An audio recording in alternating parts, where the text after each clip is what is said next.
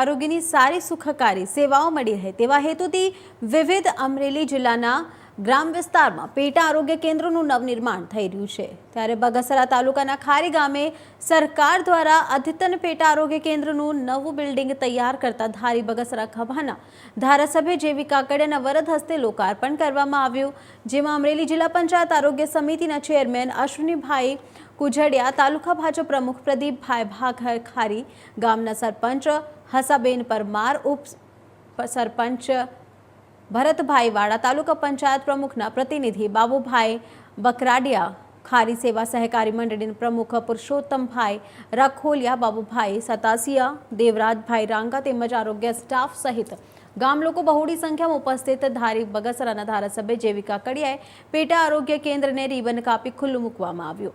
આરોગ્ય કેન્દ્રનો લાભ લેવા સરકારની વિવિધ આરોગ્યલક્ષી યોજનાઓ વિશે માર્ગદર્શન આપ્યું હતું।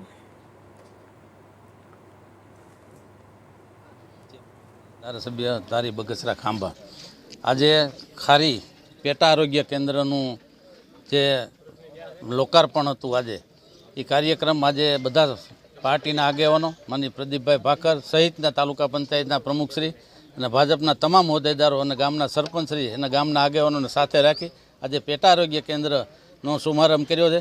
આ પેટા આરોગ્ય કેન્દ્રથી આ વિસ્તારને વધારેમાં વધારે આરોગ્યની સુવિધા મળે એના માટે સરકારશ્રી આ જે યોજના લાવ્યા છે એમાં આજે બિલ્ડિંગનું લોકાર્પણ અમે કર્યું છે અને વધારેમાં વધારે સુવિધા વિસ્તારને મળે એના માટે પ્રયાસો કરી રહ્યા છે।